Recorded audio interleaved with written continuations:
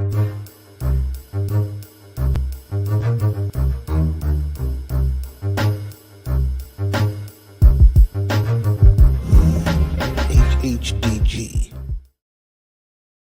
Peace, HHDG. We are on another episode of HHDG Media, the podcast. And before I go any further, my apologies on the delay. That was on my part. And, things happen with being a family man. So my apologies on that. Big shout out to everyone already tuning in. I know y'all been waiting. Shout out to everyone through our YouTube channel, as well as our Facebook group, HHDG. That's Hip Hop Discussion Group. And as always, you wouldn't see me here if it wasn't part of our company, HHDG Media Inc., which consists of Rock Vader KB, T. Smith, Demir, Skelly Top, and myself, Wiki. As always, you can check that bottom banner for our website, hhdgmedia.com, for the latest music that we put up there, events, interviews, whether they're written or live as we are right now, and also our merch. For tonight, we have, I would say, pretty established lyricist / world traveler, man, author. I mean, he's done a lot, and I'm sure he's going to continue to do a lot more. Definitely put in decades of music, and not just hip hop, but music in general. And, that's an appreciation that goes well beyond me. It's just a great appreciation. I mean, if you're a fan of hip hop, you're already going to enjoy other genres. That's a given. So I definitely appreciate what we're going to have tonight. A wealth of music. Just recently put out an animated video for El Matador with a fellow Shaolin MC, Method Man, and I heard some dope remixes to the original as well. We're going to talk about.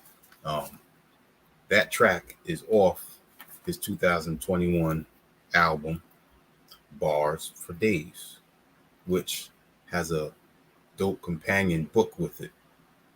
But, we definitely going to talk about that as well. His journey from then to now, and where he's going to continue to elevate, and also his band that he's a frontman for, Nickel and Dime Ops. So without further ado, I'd like to introduce, for the first time on HHDG Media, Mike Nichols. Yo, what's good, world? What's How good? you doing? Sorry for that delay. Peace, Wiki. Yeah, I mean, yo, I'm a dad. Like this is the dad club, man. We get it, bro. And as you see, this is like my little hideaway right here. But this is my closet, because this is actually the only place I can go where my kids aren't going to be barging in in the middle of the interview. So I can lock the door, come in here. I got my mic. Actually, I do some recording up in here too. Okay, that's cool. It works perfect. But yeah, no, I trust, man. Dad club. I'm 100%. As soon as you said that on the chat, I was like, yeah, okay, I got it. So yeah, man. Thanks for having me, Wiki. I appreciate it. Big up Dan Shores for setting this up. Absolutely. Big up Dan Shores, definitely, absolutely. Before we even talk about Bars for Days album, the book, tell us a little bit about what genres of music you came up listening to.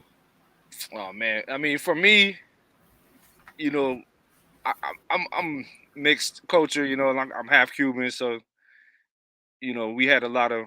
You can hear me right now? Okay.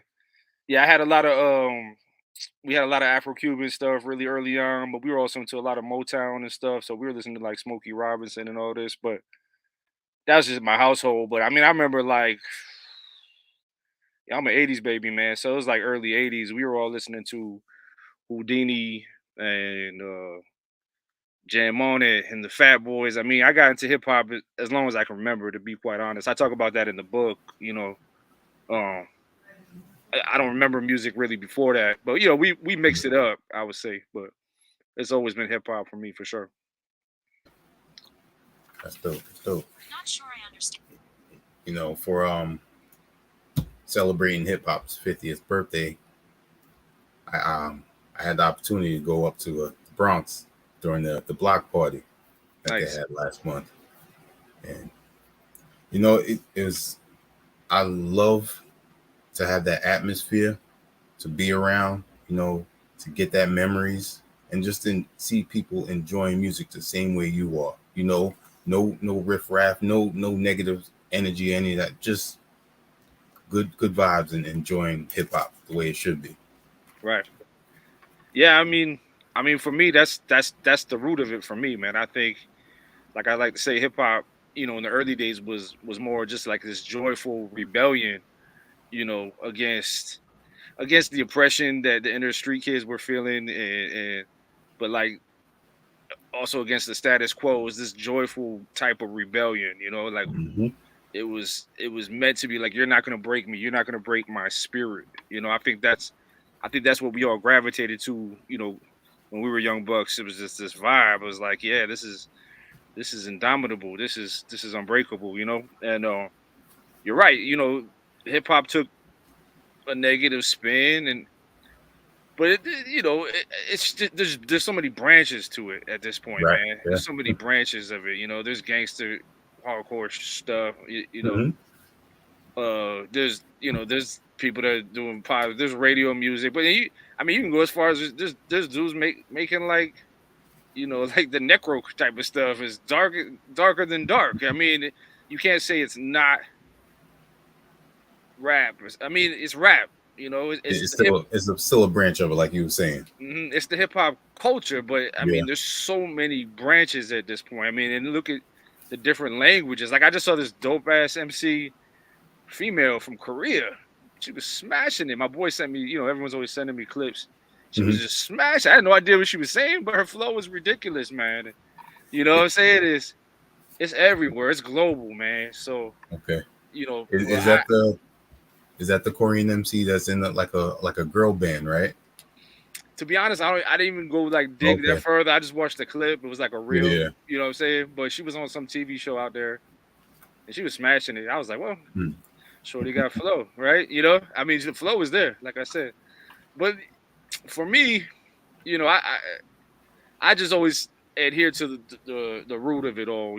Like, I think I just, that golden era hip hop, like the tribe and the De La, Yep. and the roots, and then I was always a big Wu head and everything. So I love Wu because they were hard, but they were just so poetic at the same time. You could never say it wasn't art, or creative what they were doing. You being a Shaolin MC, you know exactly what I'm talking about. Like, I mean, I remember the first time I heard "Protect Your Neck," that changed my life, man. That's I and remember, it didn't come out, like the 36 Chambers didn't come out. I feel like for like 9 months or a year. I remember, and it was just like Yeah. everybody's just They were like, just pushing that single.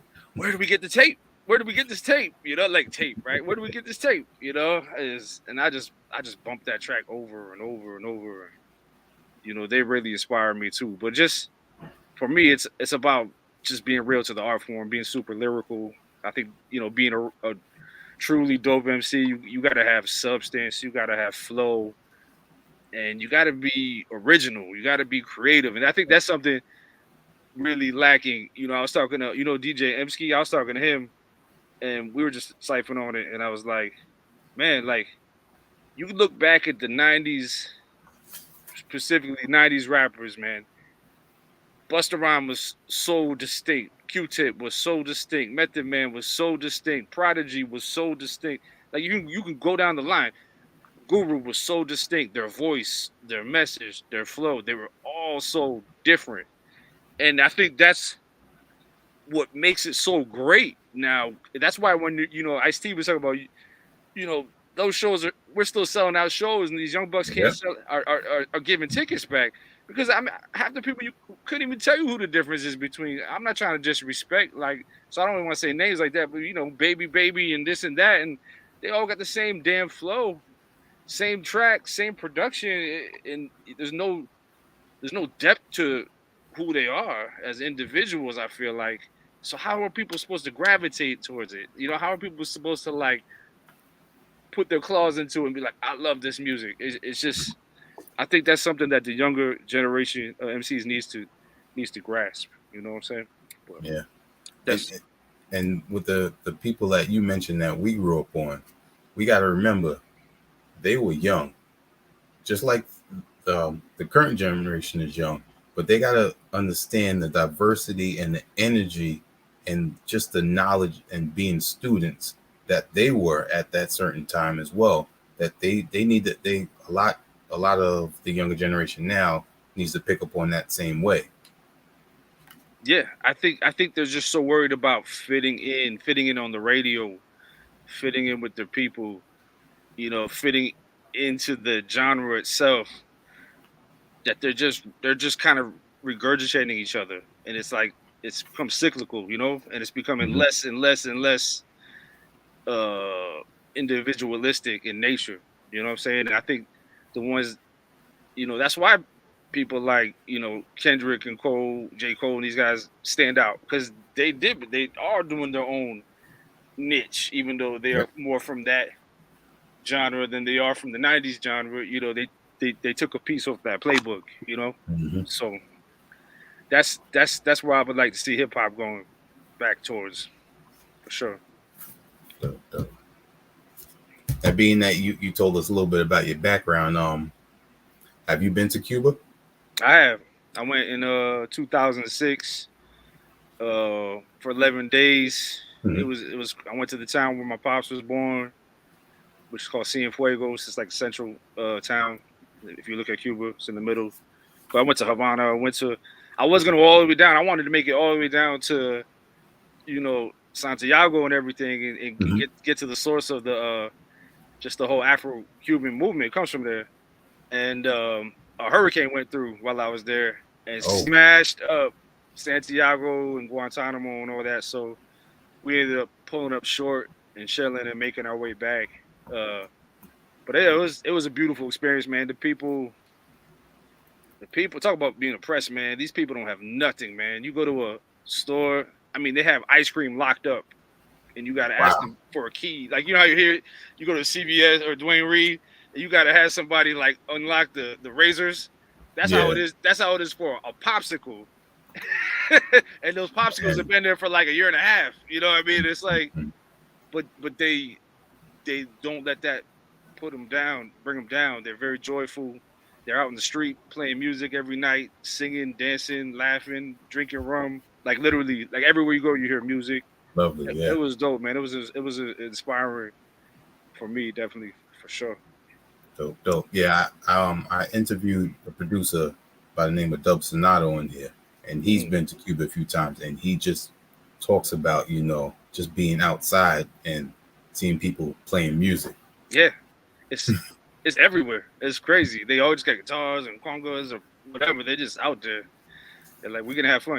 And you talk about literally people who don't have all the four walls of their house. Like, you walk by somebody's house and the wall is missing for whatever reason. You see someone watching TV in their living room. You know what I mean? But they don't care. They don't let that bother them, man. They just gonna go have a good time, man. So yeah, that was an inspiring trip for me. But That's as you great. know, That's great. that's one of my many trips. I've definitely had a chance to see the world, so that's been cool. You know. And that great segue. I always say, I haven't. I've been to Mexico once. I've been to Puerto Rico once. Mm. That's pretty much what I've been outside of the U.S. But even within the U.S., when you go to certain states and regions, you get a reality check of how life is still different within our own country. But Yeah. being that you've traveled in many countries, what's one of the countries that stood out for you? Just the whole experience. I mean, they all have that, because everybody's. I always say like with traveling, if you get to travel abroad, what you really realize is how different we all are, but how much the same deep down in the middle we all are. You know, we all just want to be happy. We want our families to be okay. We want to wake up every day and have a good day, enjoy our life. You know what I mean? But then there's just very different cultural aspects. Probably my favorite. I mean, Cuba was amazing for me, but Peru was is just a beautiful Mhm. country, man. I spent 17 days just backpacking around. It's very diverse. The cities are dope. You know, they got a hip hop scene out there, but then they got you go out and they got all this Indiana Jones artifact, things going on. And the beaches are beautiful. Peru is dope. Tokyo was one of my favorite cities, just as far as cities go. Very vibrant city. People are very cool. You know, I mean, I could go down the line, man. Honestly, uh, I could go down the line. Amsterdam is one of my favorites. Amsterdam is cool as hell. Mm. By the way, I don't even know because my first time on. Is this no cussing or we? Oh, yeah, that's fine. You can curse. Yeah. I keep catching myself. All right, cool. Just want to respect what you got going. That's it. So good. So good. Now, being a fan of the ancient ruins and you bringing up Peru, Yeah. where did that that interest come from? Is that something from your early childhood? Because I grew up watching nature documentaries and historical type of documentaries, so I enjoy that as well. I mean, part of it, yeah. I guess maybe like watching Indiana Jones and all these movies, but um, it's funny. You ever see the that meme when they show the flat top like kind of army hat and say when you see an MC with this on, he's about to rap about Right? pyramids. Yes. You know what I'm talking about?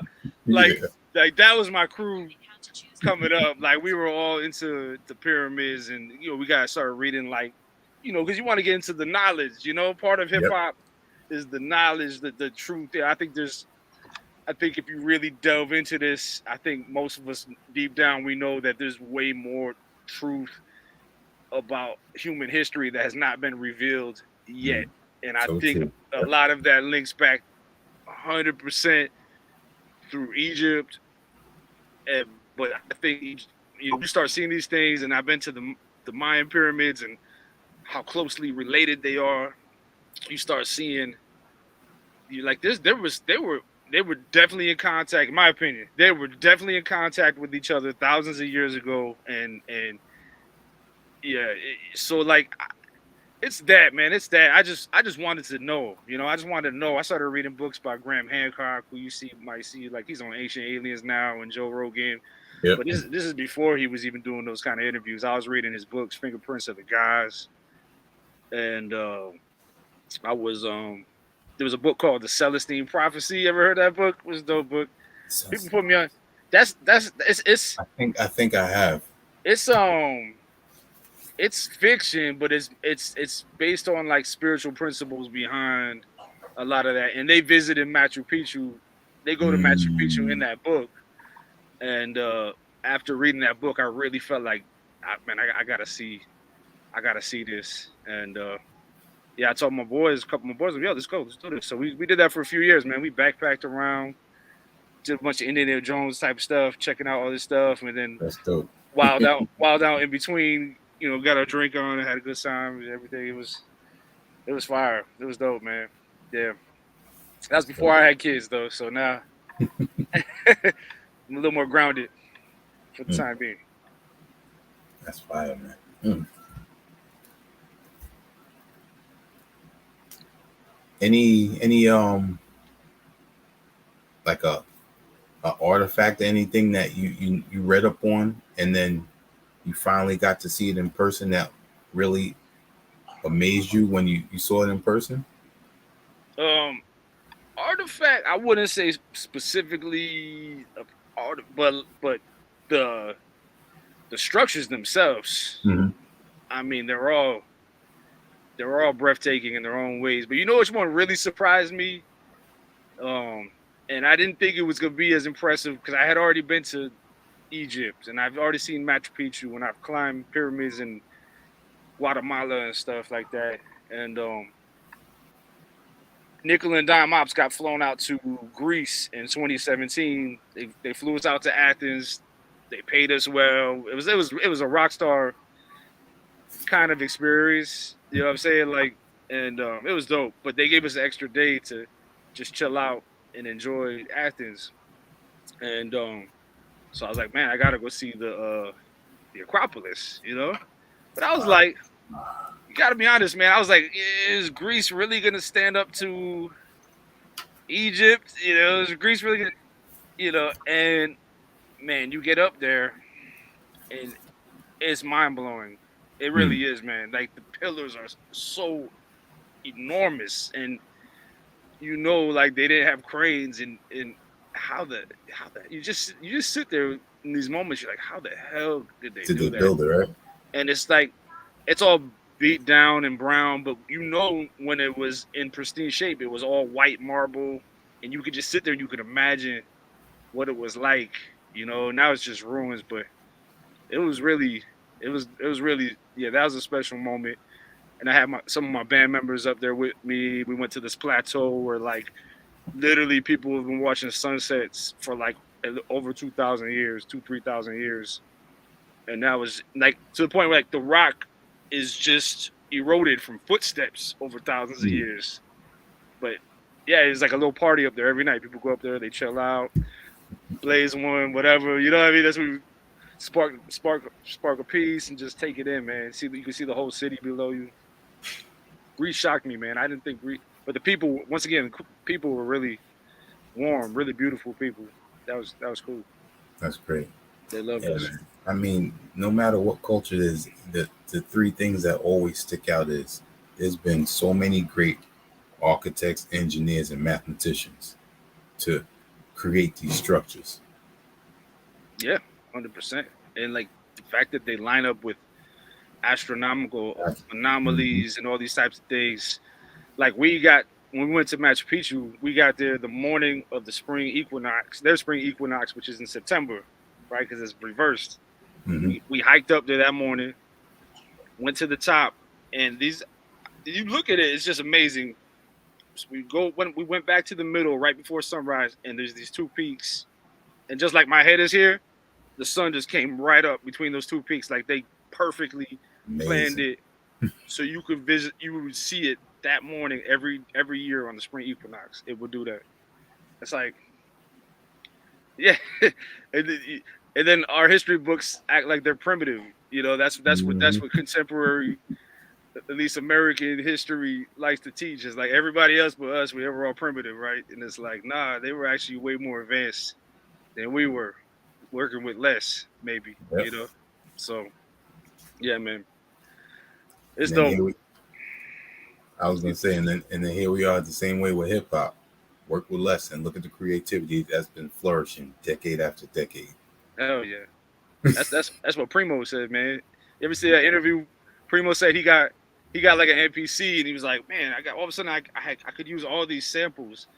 He's like, "But my beats started turning out like junk." He's like, "Because I was trying to do too much." Much. He's like, Mm-hmm. so I went back to my SR, and I And was limited to these little short sample phrases, and I started making magic again because less is more very often, yep. and people don't put a lot of stock in that. They think they gotta like do this and do, and then you just run yourself thin, you know? Yeah. Yeah, yeah, man. So being that you brought up the band, let's talk a little bit about Nickel and Dime Ops. Yes, sir. How they came to be, you know, and you already mentioned being in Greece. So, how many countries did y'all, get to bless with your music? Countries that was actually our only overseas tour, honestly, man. But we did all of New York and a lot of the East Coast and Philly Hmm. and Connecticut and all these places. But that was our one time overseas. That happened in 2017, and we were kind of gearing up for more, man. Like I had some connects in Shanghai and some connects in Tokyo, and then COVID hit, and it kind of like put the reset on all that. Hmm. But I'm gonna get back to that because I want to start doing more touring with the band again. But you know, the band came together like this, man. I to get by for a long time, I used to bartend. I used to tend bar, and I randomly got this job at this little tiny jazz club called Smoke, which is in the Upper West Side, and I had no idea how big it was on the international stage. This little tiny spot that's there, like off 103rd Street, and I ended up staying there way longer than I ever expected, and I started. I was putting out music on my own. I had been making music for years, but that was the point that I really started focusing as a solo MC, putting out my own records and stuff. And some of these guys, I didn't really go in there like, oh, like I didn't want them to think that I was there for to take advantage of it. I really wasn't.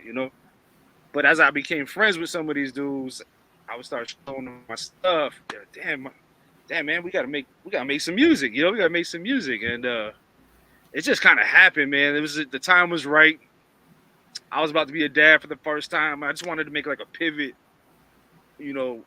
in my musical career, like do something different, that I felt like could make a mark. And I decided to make this album. I got a bunch of guys together, and it ended up becoming the album that's called Tragedy and Comedy. And what I did is I got them together. I had all these ideas for beats, got them in the studio, and then I chopped them up later into 4s and 8s and stuff, and made them into actual beats. And then I wrote to them, put out that record. And my bosses never ever allowed hip hop, like to the point, like even at a jam session, if somebody went up to grab the mic and freestyle, they'd get them off stage. They wouldn't even like it was straight ahead bebop. That's all you're gonna hear at Smoke Jazz Club. And I went to my bosses. I said, "Yo, man," I said, "I know you guys never allow hip hop." I was like, "But would you guys consider just letting me do one album release party? Because it's rooted here. Like the whole reason I did this is because of you guys, and because we had become friends by this point. It was a mom and pop operation. These two dudes owned it, and we were all friends. And they were like, "Yeah, man, let's do it." And we went in there that night and we smashed it. It was crazy. Like the club was open way past hours, and people were still drinking. Like the club made a lot of money that night. And I remember I went home. I thought that was gonna be it for that, at least. And then they called me like a week later, and they were like, "Yo, how would you feel about doing this every week, like a residency?" And I was like, "Yeah, man." I was like, "But I mean, my crowd's not gonna come every week, And they were like, "Yeah," but they were like, "It's cool." They're like, "You're gonna build a new crowd." And I was like, "Yeah, all right, bet." And that Thursday night residency at midnight, Smoke Jazz Club, ended up being an 8-year plus residency. We did every Thursday for 8 years, no matter what was happening. The world was crashing. One of us was hurt. Something was dying. It didn't matter, man. We were there, rain, sleet, or shine, pretty much. And man, that gave us an opportunity to gel when you're playing like that. Because not only we were doing Thursdays, but that started spinning off to Blue Note. Yo, you want to come play a Blue Note? Bet. You want SOBs? Wow. Why not? Joe's Pub. You know what I mean? Like, so we were playing all the major venues in New York, and then still tailing back every Thursday to do our residency, which started feeling more like a jam, at that point, because that's when we would just go wild out. They paid us probably more in drinks and pizza and wings than they paid us, financial money. So we would just go have a good time. I mean, they paid us a little bit, but it wasn't crazy. It was more about the vibe, just having a good time, and that was paid rehearsal for us in a way, in front of a crowd, and that ended up, like I said, we just spanned out from there. We put out 2 more records as a group. We got a chance to go to Europe. We got a chance to go all around the Northeast, and I've been working on my solo craft a little bit, but we're gonna start working on a new EP or album, something pretty soon. We've all been chiming in like ideas and stuff. So it's gonna happen. More nickel and Mhm. dimes coming for sure. Yeah. When I found out, that you were working at the performing at the jazz club like that, I was like, if I could hear the track "Death of Superman," that would be good. Yeah, Because that's a dope it track. feels like that would be that type of vibe that I would envision Uh huh. seeing. Yeah, man, that's a good song. That's you pulled that one out the woodwork, man. That's a dope track. Uh, that song, my trombone player at the time, who really helped us get the band together, his name is Dave Gibson. Shout out to Dave Gibson. He wrote the music for that. That whole joint is his, Okay, dope. and he actually calls it ribeye. He has his own other instrumental version of it. And I said, "Yo, man, can I write to this?" He was like, "Yeah, go for it." So I wrote "Dead to Superman," and yeah, that's a fan favorite. I love that track, man. That's a good call. Shadow of Man, a lot of people like. Um, it's fun, man. I miss playing as regularly as we used to. I'm really trying to get back Mhm. to that. But like I said, I just sometimes when that residency ended, I wanted to just switch gears a little bit, start focusing on like boom bap beats and rhyme stuff again. And that's just where Bars for Days came from, and like where we're at in the present right now. Another segue for you. Unintentional though, I'll just say it. Oh man. Mm. So Method Man is not the only Wu Tang affiliate that you worked with. Yes, sir. Um, Timbo King, man, tell us about how that came to be. Yeah, man. Timbo, the beast. I had known about Timbo obviously for years, man, and known his music, and we followed each other on socials and whatever. Um, but when I had finished, you know, there's a lot of energy within the Bars for Days story, because um when I was writing their album, I said I really knew that I wanted to expand my horizons and just get a feature that was just get a big name feature that I had always looked up to. That was one of my goals. I felt like I had earned that position through what I had done with Nickel and Dime and everything. Like, you know what I mean? I earned it, and I was looking for something like that. So I'm gonna rewind a little bit because the whole story is kind of crazy.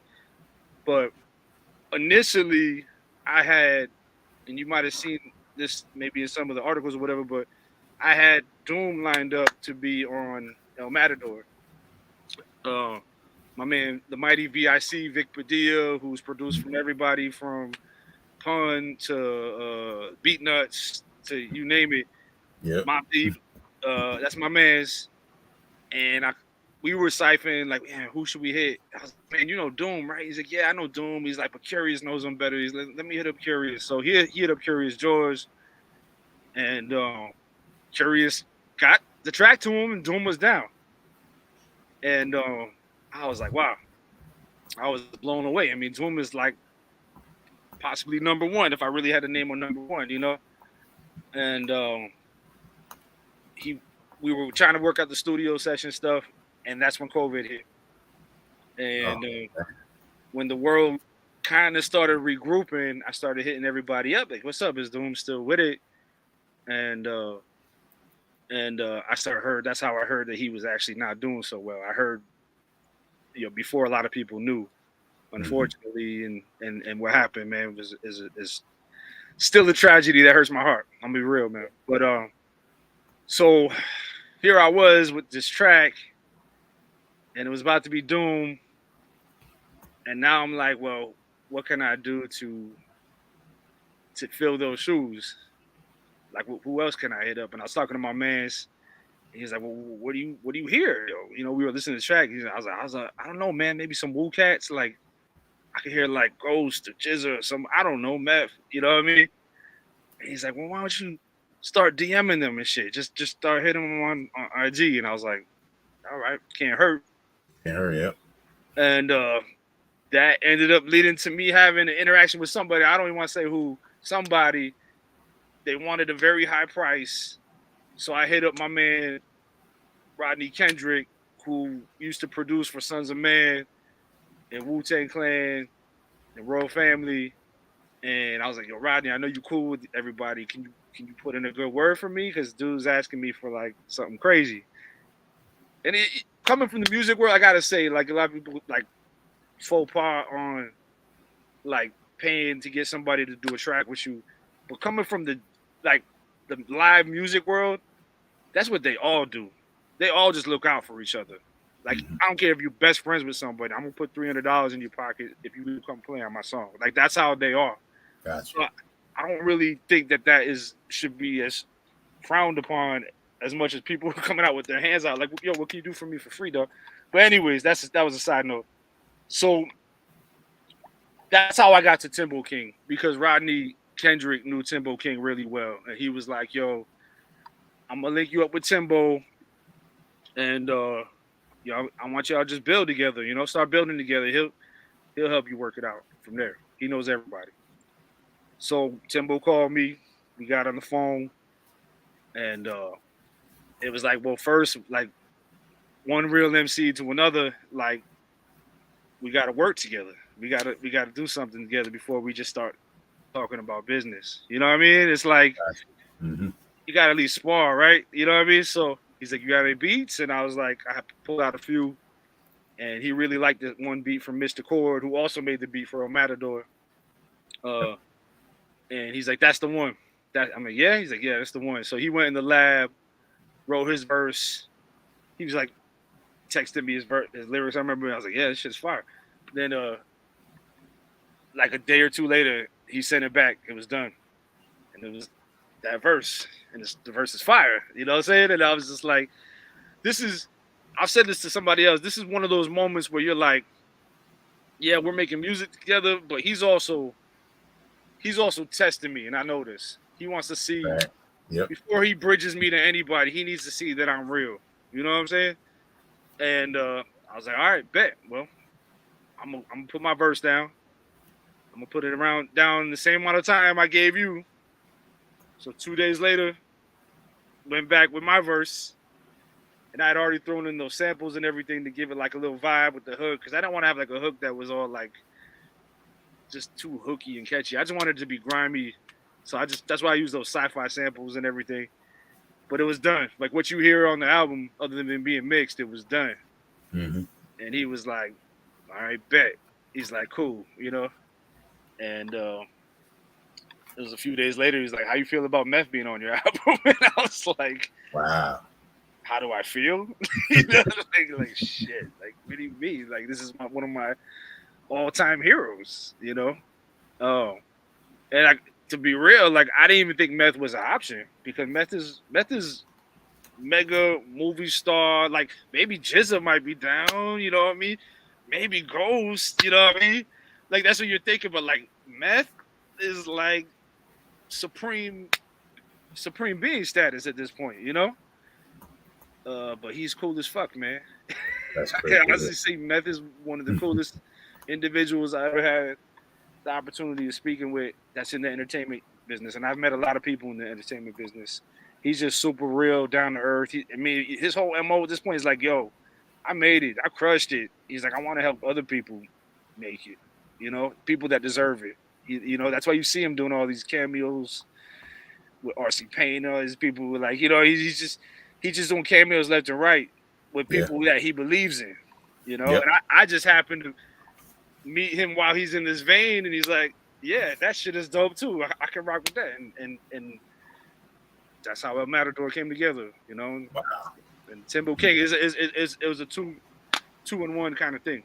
One made the other one happen. Yeah. So there we are. Great. Yeah, yes, man. See how things work out.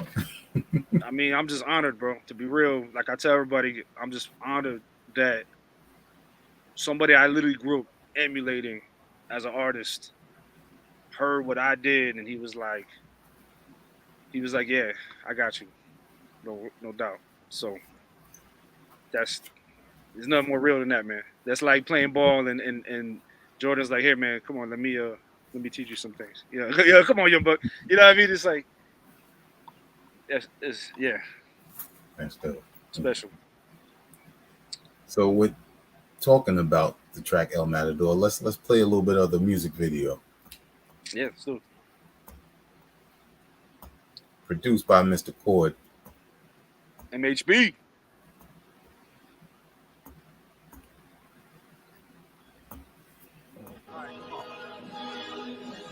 Yeah.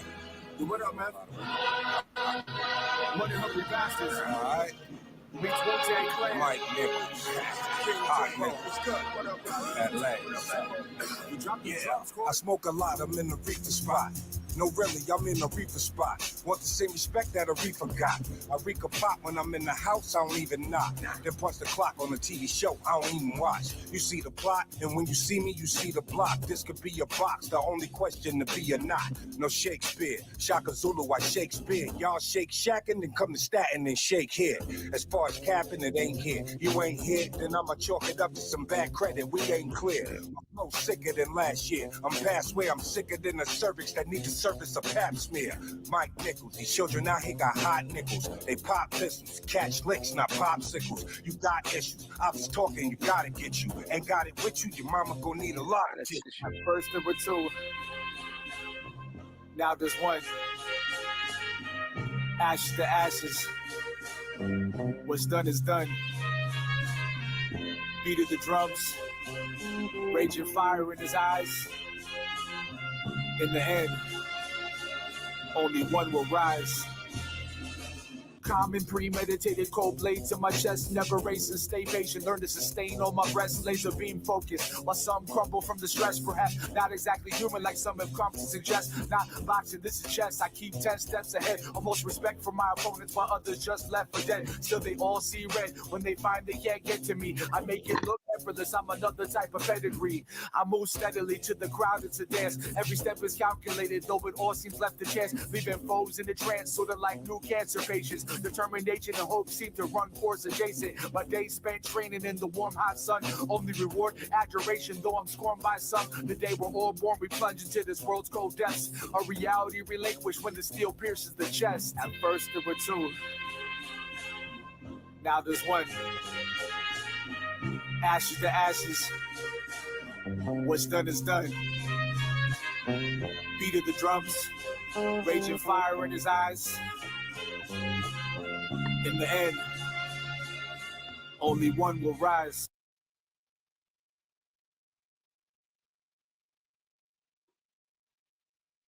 You're on mute, fam. You're on mute.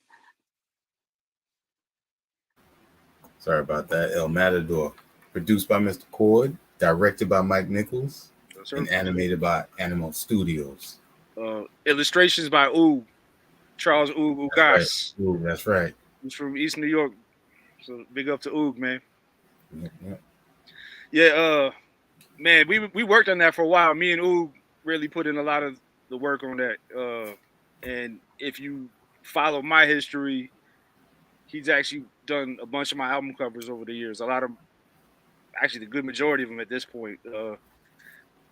Big up to Lifelong, dope MC. I call him the mayor of New York. Yeah. That's my man. He's also a fellow MHB member. And when I had finished recording The Disease, The Cure, and The Promise, which he's on, Lifelong is on, I was like, yo, Life, I have this idea, man. I picture like this like futuristic scene where like people in hazmat suits and they find this baby. And he was like, yo, you got to talk to my man, Oog. He's like, Oog will lace you up. And he did. That cover is crazy. The Disease, The Cure, The Promise is an absolute classic by Nickel Kills Mike's, one of my other aliases. Absolute classic. If you got a chance to pull it up. But from there, we worked together, and when I decided I wanted to make this an animated video, I hit up Oog, and he's like, well, I'm not an animator. I said, I know.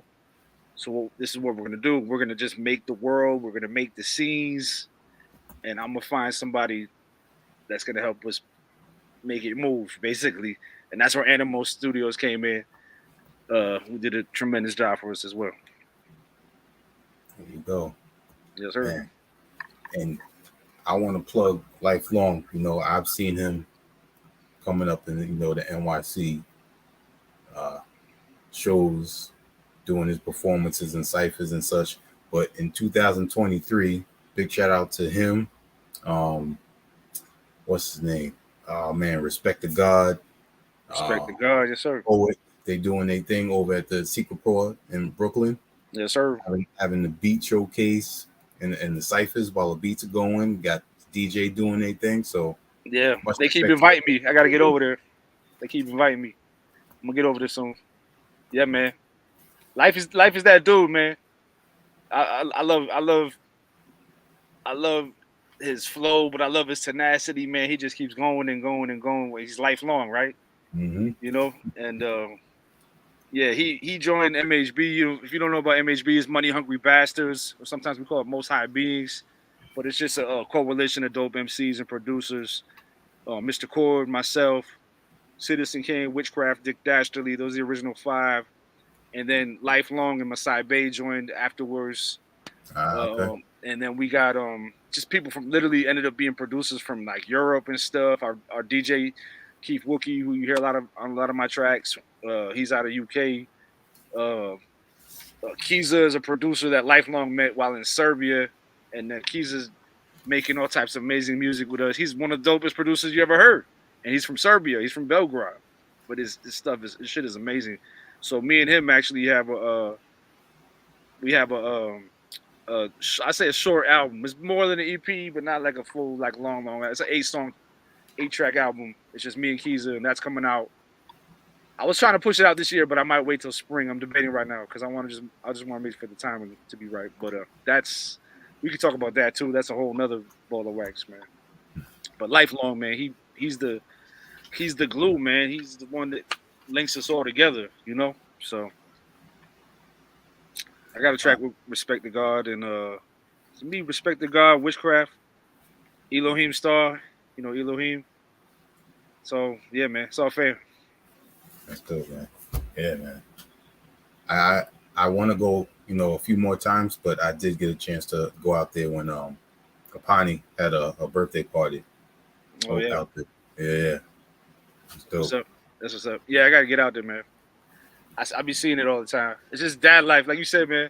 A lot of times I'm just stuck home, make sure the seeds are good, making music. I'll duck off in here and drop some rhymes or whatever. But it's not as easy if I'm not getting paid to do a show, then it's rare that I leave. And I'd say I don't mean to sound like bougie on it. It's just more like I got responsibilities. So if I'm leaving, priorities change. Yeah, if I'm leaving, there's gotta be often a monetary reason that goes along with that.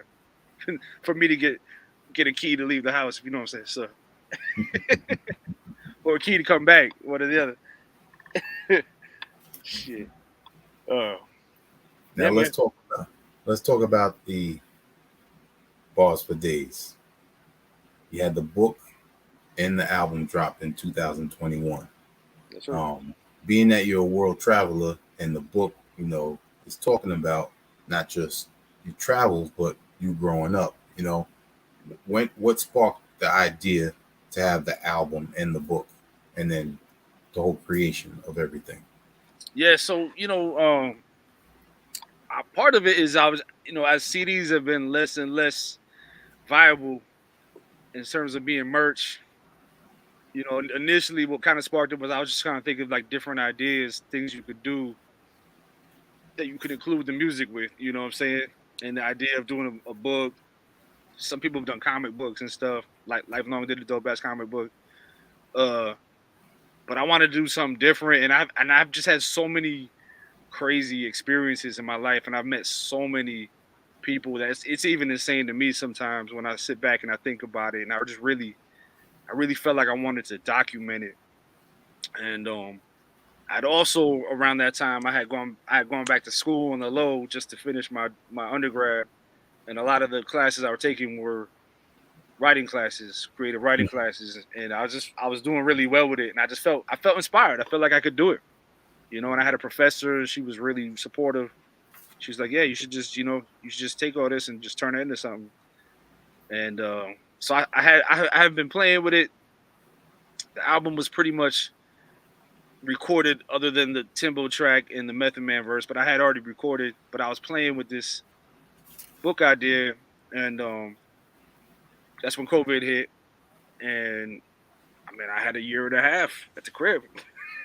So I mean, it was kind of like for me, it was kind of like the universe made it happen. I looked at it like, well, I don't think I would have ever been able to finish writing that book, honestly, if I was working a 9 to 5 and performing at night and this and that and having kids and trying to juggle it all. But I had the opportunity to just be home. So I would literally get up and I would just plug like sometimes 3, sometimes 5, 6 hours. It would depend on my day, what kind of Mhm. zone I was in.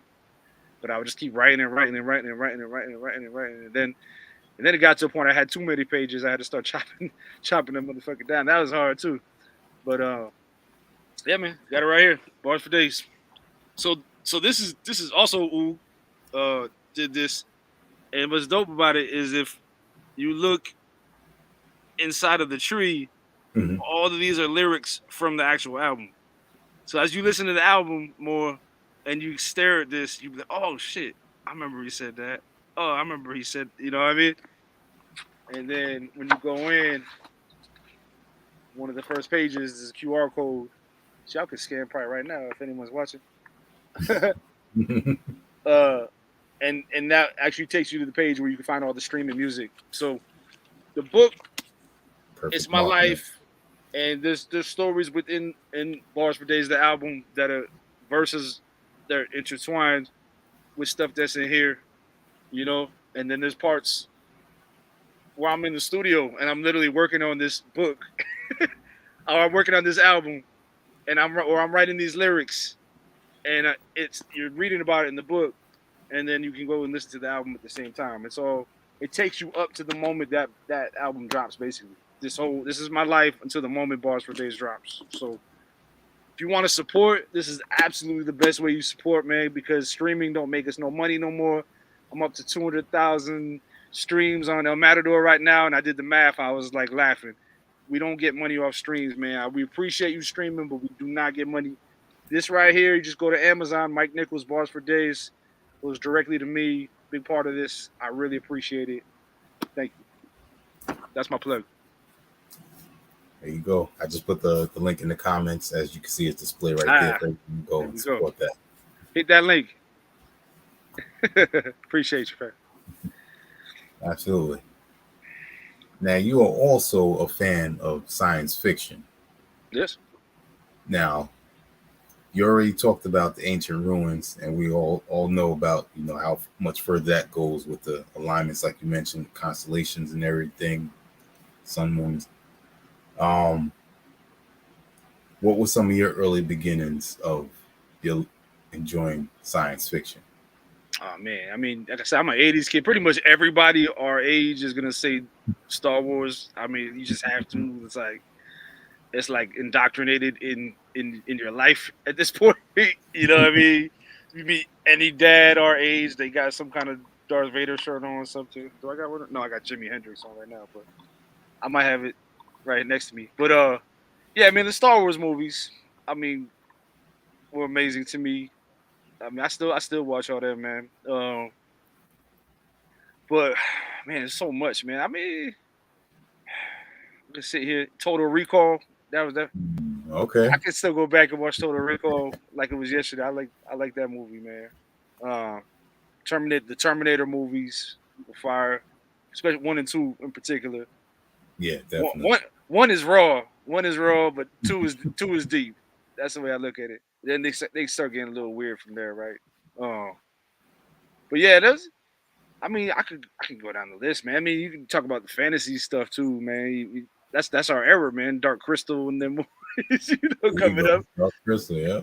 Coming up on shit, all that.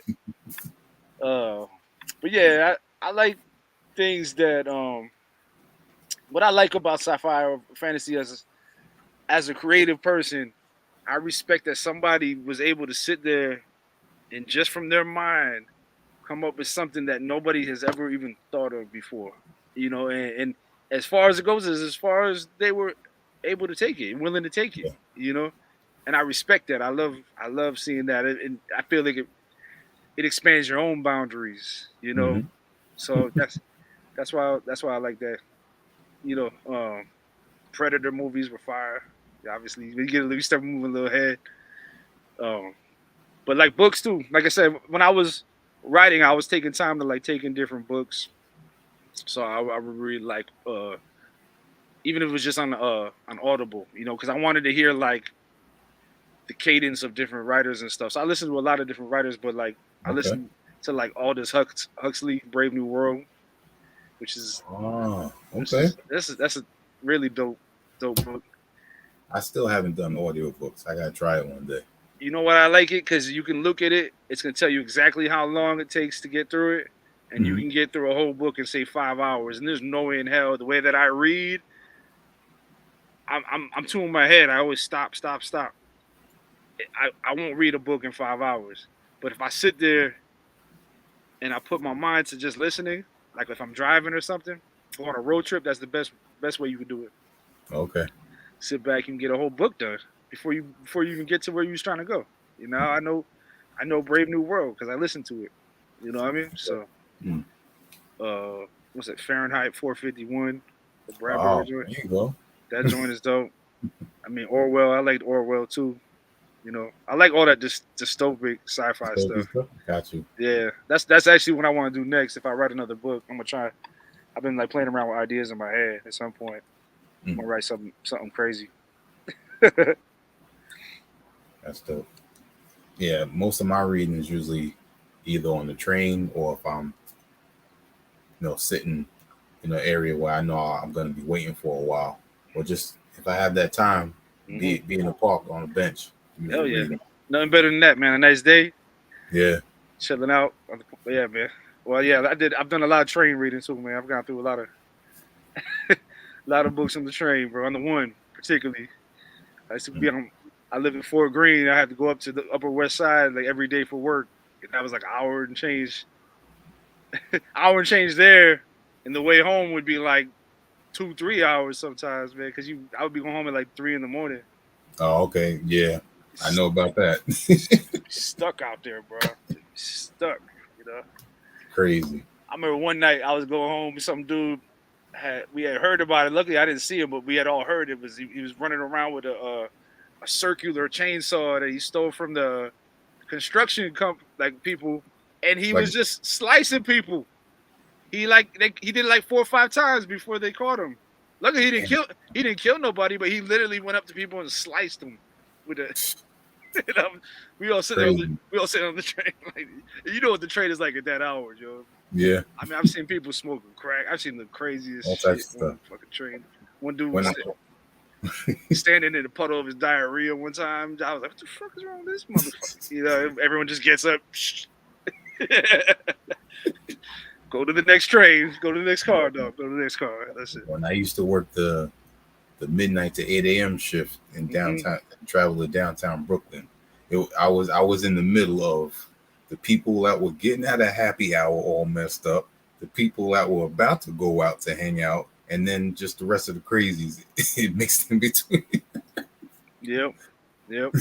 I was that dude too. I'd be going home at like 7 a.m. I'd be drunk, and everybody else be going to work, taking their kids to school, and I'd be like trying to hold on to the bar, like, because let's say you a musician, man. Like we party, we go hard, man.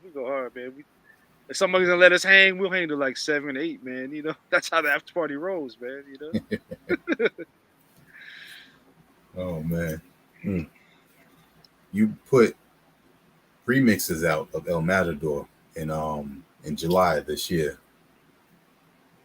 You know what made you decide?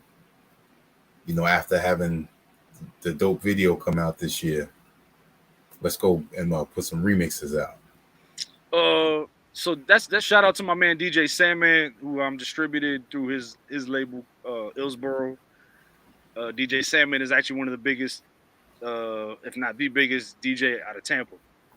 And I got people down there, and they linked me to him, and he's been great, man. He's been helping me with the releases, and he just had this idea, man. He was like, "Yo, let's revamp it a little. Let's not just come out with the track that's already been on the album, for a year and change. Let's give it a little new life." And I was like, "Yeah, I like that." So he actually made 2 of those remixes happen: the OP Super one and the Spontanola one. Those are both producers out of Tampa. Well, actually, I've never even met in person. They just made the tracks, and I was like, yeah, it's fire. And then my boy Brandon Busy Holloman, he did the rock remix version, which is fire. My man, so this is my man Busy. He goes by Busy Thode. He's from Houston originally, but we met while I was living in Miami. I didn't even talk about that. I went to college in Miami, so I was down there for a while, and he ended up being in my band. He's a super dope guitar player, studied at Berkeley, and he went on to become like a super producer. Real talk. He's got Grammys with The Weeknd. He's got tracks with, I mean, hip hop heads all over. A bunch of Bad Boy stuff he did. 8 Ball, MGG, 666 Mafia, because he's from the South, so he's got a lot of dirty South tracks. You know, and then, but he's also done like Ariana Grande, like real, like crazy shit, man. Like, this is my boy. Oh, this is my man. This is my man's. Like, my man's. Like, we used to sleep on each other's floors and shit. You know what I mean? Like, when we wasn't nothing. You know what I'm saying? And he's doing this thing. So I hit him up. I'm like, yo, man, let's get a remix of this meth joint in, man. And he was like, yeah, I'm down. So he actually, when you hear that, he plays the guitar, he plays the bass, and he plays the drums. Wow. Yeah, and I didn't even know till after that was him on the drums. I was like, yo, who'd you get on the drums? He was like, that was me, dog. I was like, what? So what he did though is he gave it to me kind of raw, and then I took some time to do the arrangement, clean up the arrangement a little bit, and got my man Keith Wookie from UK to put the scratches down on it. And it's funny because Wookie's trying to figure out what to scratch, and I'm like, damn, what can we do? And then I wanted to keep it sample free, like we don't want no bullshit. Got you. Yeah. And then it dawned on me, I'm like, dude, I got me and Mess fucking acapella. So I just sent him that. And that's him cutting up our acapella at the end and shit. You know, Meth from like Nichols, Hot Nichols. Dope. You know, it came out fire, man. That track is, I feel like it's still waiting to bust. That track is super dope. It hasn't gotten the attention it needs to yet, but it will. It will. And I can definitely hear that on different radio stations. Yeah, for sure.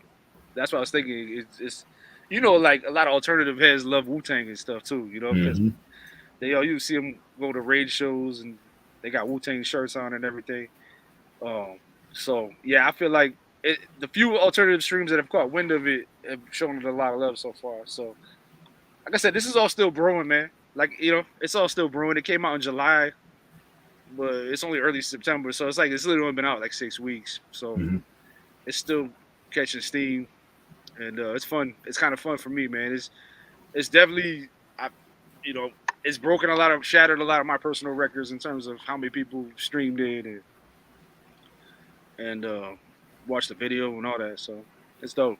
It's dope to see something you work so hard on get a lot of appreciation. You know? Yeah. Do you check the demographics, throughout the world to see who's playing your music? I do mostly lately. Because when I do like an Instagram boost or something, I like to see who's catching steam. And it's like, it's funny. First of all, I don't know what's up with y'all ladies. I think I'm kind of a good looking dude, but for whatever reason, only like 4% of y'all be listening to my music, and it's like 96% dudes who are like, late 30s, early 40s. You know what I'm saying? I get it. Those are hip hop heads. I'm not sitting there coming out with the LL Cool J love songs and shit. So I guess that's part of it, right? But and then it's like heavy. It's heavy, New York, Connecticut, Jersey. Big following in the UK. A lot of people I don't even know why, other than I can say maybe Keith Wookie be out there, bigging me up a lot. But a lot of people in UK be listening to my shit. Okay. And then I've got a pretty good following in like South Florida, South Cali, Toronto. So, but shout out to everybody, man. Everybody, you bumping my shit, I love you. I don't care where you from. Big up to all of you. Thank you. Now, you mentioned going to school down in Miami. I actually went to University of Miami for computer engineering down there in the late 90s. Yeah. What? You went to the U? Yeah. Fuck out of here. In the late 90s? What years? Was that 96 to 2000? Yo, I was there 99 to 01 the first time. Yeah. Might have crossed paths. But that's crazy. I didn't do computer science, but damn, yeah. I was doing communication stuff. And then music business. I was taking the music business Okay. classes and whatnot at the Frost School. But then I didn't finish, and then I went back and I finished online. I graduated 2019. So proud of that. You all day. Damn, I didn't know, man. I didn't know. Wow, that's what's up, Wiki. Shit. Yeah. You stayed on campus the whole time, or you? Yeah, stayed on campus. Yeah. Mainly in Mahoney. Okay, Mahoney. I've stayed off campus because I didn't start at the U. I transferred in from Eastern Connecticut. Okay. So like those years I was in a dorm, but then when I transferred, my people had already like got an apartment off campus, kind of like outside the Gables, and so that's funny because like we split a room. Our room was like I want to say 350, and then me and my man split it, like put the double bed. So our rent was just 175. You know what I'm saying? You know what I mean? Go to Winn-Dixie, spend like $30, try to extend that for a week. You know what I'm saying? That's how it was them days, man. Shit. Yeah, I had a good time in Miami though. I got a lot of love down there in 305 for sure. Yeah, that was growing up in New York City. It's a different experience, but I got around and understood the area. My first 2.5 years, I took that train and the buses. Woof, the buses, man. Yeah, the bus is crazy, but it's an experience. So but see what the listeners want to say. He said that train because there's just one train. There's just one motherfucking metro train that just goes up and down US 1, and that's it. Otherwise, after that, you gotta get a bus, yo. You walk in some hot ass weather, yo. Like it's just kind of hard to fathom coming from New York. Like not the one. Just one train. The train. Yeah. That's it. Yep. Took you downtown and back. That's it. You go to Kendall if you want. That's it. Yep. Yeah, man. I'm about to go down there actually to check out the Giants play. My people got got a ticket, so I'm about to go. I haven't been in a minute, so I'm looking forward to that. Nice. Gotta respect the squad. You know what I'm saying? Yep. Right now. There you go. That's what's up, man. We got a lot in common, man. Good to meet you, Wiki. Absolutely, you as well, man. Definitely. Who is a person that you would like to work with? It doesn't matter what genre it is. Doesn't matter what genre. That's what's her name? What's her name? So it's funny because I was just thinking about that. Like, what's my bucket list now? Because like I said, I even got some new stuff on this Impressionist album that's coming out, which was bucket list for me too. And I don't really want to spill the beans quite so much on it yet, but like what else could I do? And I would love the opportunity to get one in with Nas. I would just love a chance to do something with Nas. I like just always respected him, as an MC.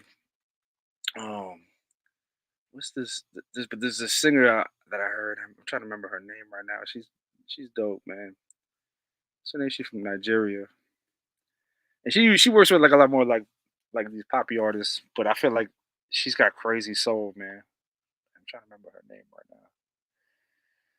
now. Thames. Okay. Yeah. I just love her sound, man. I will wait for it. I was even thinking about just making a little just putting my own lyrics over that joint, just because I feel like I could do better. Real talk.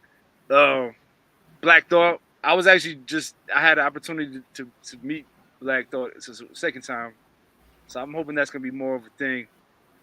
And because my man plays sax in the Roots, so he brought me backstage when they were doing the LL Cool J joint. Nice. And I was chilling out, drinking, smoking, everything. But and my people, yo, man, you didn't ask him to do a verse with you, Blaze? I'm like, man, I just feel like I feel like it's the type of thing that's gonna happen. You know what I'm saying? Hmm. I'm not the biggest dick rider, man. I'm not the type of dude that somebody walks in the room and I'm like, oh my god, it's so and so, and I gotta like take a photo with you, and I gotta like try to be an opportunist like right out the gate. Like I would rather be like, yo man, it was dope to meet you. I hope to see you again, and through time be like, all right, like just like I did with the musicians. You know what I'm saying? But like, Right. but to get one in with Black would be amazing, man. I mean, he's god status at this point. You know. Um, I mean, there's a bunch, man, but it's hard to say everybody. But I, uh, I I just get it. like I said, I just want to keep working with MCs that got substance and real ass flow. It don't even matter so much to me if they're a household name or not. To be honest, if I meet somebody that's dope as fuck and they want to do something, I'll probably just do it because I'm all about the art, you know. But I do have that, you know, I do got some bucket list names that you know you grew up emulating and listening to, or just I got math, but I would love to just other Wu heads. Like I love Jizza, man. I love Jizza. I love Ghost. I love all of them, man. You know, Deck. You know, so who knows where this is gonna turn? You know, just the fact that I already had that opportunity to work with some of them. So I'm hoping that spins off into some more, or maybe one day like I get to meet Reggie, do a track with Redman. That shit would be fine. Mm, You know, that'd be fire. I would love that opportunity. So we'll see, man. We put it out there. You There put you it out go. there, That's and what you gotta do. you let it manifest, man. You know. So I didn't find out till my early 20s that I was born on the same day as Jizza, August 22nd. oh shit, that's my Yeah. daughter. Well, you just found out that's my daughter's birthday. Oh yeah. Yeah, she just turned 6. Yes, Happy belated. yes, sir. It's a good day. It's a good day. Yes, indeed. Yes, Happy indeed. belated to you. Thank you. I didn't know it was Jiz's birthday. And I didn't know it was Wiki's, but now I know. All right, man. Now tell us the origin of your name. And I know you had some other aliases like what was it, Nickel Five? Yeah. And there was some others, but you know, let people know, you know, how you came to be Mike Nichols. Yeah, there's a lot of different stages to it, but initially, you know, when I was first MCing, you know, I'm talking like 96. I was sitting there trying to think of a name and playing with different ideas. I think I was calling myself the Silverback at some point. I thought that was a good idea.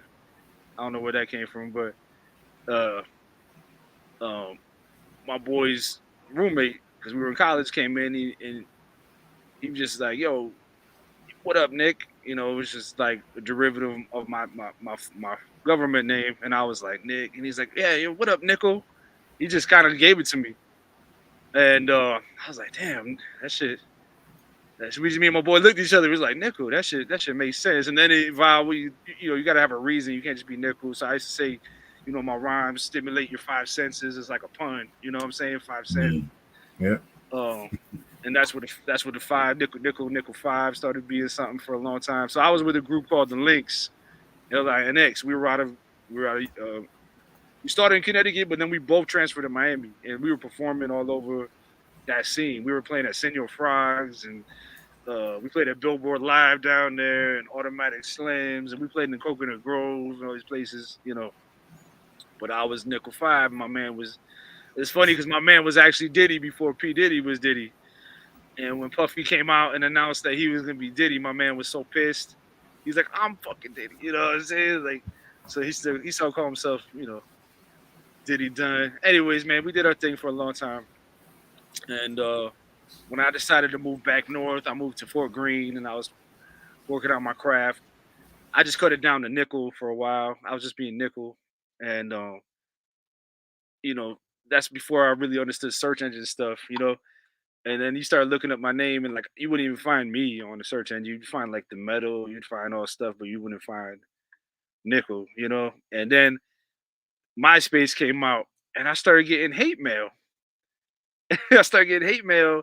Somebody was like, "Yo, blah blah blah," and then I started realizing there's this other Nickel out of Chicago, which I don't remember exactly what's going on, but he was like a punk, man. He was a punk. I remember that. He was like talking a lot of smack, and a lot of people were like mad. They wanted to kill him, but they were coming to me. And I was like, yeah, baby, it's time to start, between all that, start switching it out. And I was like, Nickel, I was like, well, what do I do, And Facebook came out. Facebook make you have to have a last name. Could not be Nickel. So I was like, all right, well, what does Nickel do? And I was like, well, I kill mics. So became Nickel Kills Mics. And that shit stuck for a long time. I got several albums under Nickel Kills Mics. A lot of people still call me Kills Mics, but I feel like as an artist, it's like, just like remember old Dirty just kept he kept evolving, he changed. As an artist, you start feeling like you don't relate to that vibe and you want to come up with something else, you know what I'm saying? So yeah, my real name is Mike, Mike, Michael, and I just want to start. It got weird, you start getting closer to 40 and people introducing in settings, and you're like, hey, this is my man's Nickel, you know what I mean? Da, da, da. I mean, sometimes it depends on the social setting, you know what I'm saying? But it's like sometimes it's like, well, my name's Mike, you know what I mean? But I'm Nickel, so in the hood that knew me as Nickel could never say Nickel singular. They would call me Nickels. Everybody called me Nickels in the hood. Everybody knew me. My man that was selling me doves. Everybody else, you know what I'm saying? When I was in living in various neighborhoods in Fort Greene, I lived in Astoria for a while. I was in Nichols. What's up with Nichols? So Mike Nichols evolved. So it's a new brand. That's why if you look up Mike Nichols, you don't really see much other than Bars for Days and what's come about. Luckily, a lot has come about with Bars for Days. But I'm gonna keep expanding off this brand now, So like the next album that's coming out with Keeza is coming out under Mike Nichols as well. And I'm gonna do a whole slew of I want to do a bunch of EPs with different producers that I love. So just 5, 6, 7 tracks, something like that. Just keep releasing them. That's my goal. Okay, definitely. That's the long-winded answer, bro. I'll be like that sometimes. I do remember Hail Caesar off the Tragedy and Comedy. Is that the right album? Yeah, man. Yes, sir. Okay. I do remember that track. Yeah, man, you did your homework, man. I respect it. Yeah, that song was written to my son, who's now 13, while he was in his mother's stomach. While I was about to be a dad for the first time. I would say physically, because I'm also now a dad to his older sister, who I've been raising since she was 2. But at that time, it was a little different, and I was about to be a dad, and the world was fucked up. I mean, it's fucked up now too. But I just sitting there and I was like, man, I just want to write this time capsule, this message. Like, what if one day I'm not here and he wants to know what his dad was about and his dad could give him some guidance, Talk about sci-fi. I'd be like, I'd be like Jor-El when you pop the crystal in, Superman. I could pop up and give him some advice, yeah, I love that track, man. That was a big fan favorite with Nickel and Dime, man. To this day, if we go live, someone's gonna yell at someone, "Do Caesar, do Hail Caesar," So we still be performing that joint. It's dope. Verses are dope too. That's a dope track. Mm-hmm. I respect the homework, bro. Yeah, man. Due diligence. Definitely. Again, I always say this. If there's music that I enjoy hearing from an artist and I don't know enough about them, I'm going to try and go and see what else out there. Go down that rabbit hole. If there's a lot out there, I'm going to hit play on it. Sure. See what's out there. I appreciate that. I appreciate it. Definitely. Mike Nichols, everyone. Definitely go support the music. Again, as he just said, it's not just under that name. Go check his previous names and you're going to find a lot more in his catalog. Right now, definitely go support the book, Bars for Days, as well as the album, and much more. before you give your shout outs, if there's anything else that you want to let us know about, the floor is yours. Yeah, I mean, yo, we talked about a lot, so I don't think we missed too much. But yeah, man, just we're gonna ride out this Bars for Days. The campaign. These are pretty much the real final days, but the book is timeless. This music is timeless. So I hope y'all can really get a chance to dig into that. I know not everybody be reading books like that, but once in a while, man, there's something worth it. I think this one's worth it for you. If you a hip hop head, if you about the culture, or if you just want to know about the culture, this is for y'all, man. This is for those late Gen Xers, those early millennials, those ones that really grew up with hip hop. I consider this a book for us that we're a genre that are really underrepresented. And that was my goal really with this book and this project. And like I said, moving forward, stay tuned, man. Follow me on my socials. Mike Nichols. I'm pretty much that on everything. And The Impressionist, which is coming out, me and Kiza, it's fire, bro. There's some really surprise bangers on there. Really, really, really crazy stuff. So stay in tune with that, man. And yeah, man, I appreciate you. Hit me at the website, spotmeanickel.com. That's where you can find everything. Definitely. Let me put that up in the Cop the motherfucking book. Even in there real quick. Even if you're gonna just crumble weed on it for a while, man, I don't care. Just cop the book. Cop the book. Support your mans. Peace. Shout out to we do shout outs. Got to shout out my Money Hungry Bastard crew. I already named most of y'all. Originally Lifelong, Mr. Core, Citizen Kane, Dick Dashley, Witchcraft, everybody else, Masai Bay, Kiza, Keith Wookie. Got to shout out Oog, doing this amazing video with me. It's been such a pleasure, me and him working together. One of New York's finest artists. If you don't know him, follow him, Charles Oog, O-O-G-E, Ugas. Shout out to all my nickel and dime people. There's so many musicians. I've literally played with hundreds of musicians, so I couldn't even just sit here and name everybody. But you guys really drove me to be better, and I appreciate y'all. And there's more coming with that. And just shout out to Illsboro too, DJ Sandman one more time, and Symphonic Distribution Company. They've had my back. And Dan Shores. Absolutely. And shout out, I didn't mean to talk about it. Shout out to The Source, who just fulfilled one of my childhood bucket lists and just put out an article about the Bars for Days project. I don't know if you even saw that, because it just happened over the last couple of days. Yeah, I saw it. But that shit was bucket list for me, man. Coming up, we had The Source on our wall, dude. So that shit was amazing, man. But man, really, man, much love to all of y'all that have been showing me love all these years. If y'all still listening and listen to this whole amazingly crazy, wild interview that we just did. No, it was a dope interview, but it was 80 minutes. So if y'all tuned in this whole time, man, that's a lot of love, yo. Thank you. Keep supporting my man Wiki. He's supporting real music, yo. So that's important too. Absolutely. Once again, appreciate your time, Dan Shores. I appreciate you linking the two of us together. Yes, sir. And as always, we here at HHDG Media Inc., we do our best, spread the word of the music that should be heard. We do it through our website. I do it through taking advantage of social media with Twitter, IG, Facebook. So, the music's out there. We can only give you the links. Y'all can do the rest. There you go. All right, peace. Once again, HHDG Media Inc., we're going to say peace.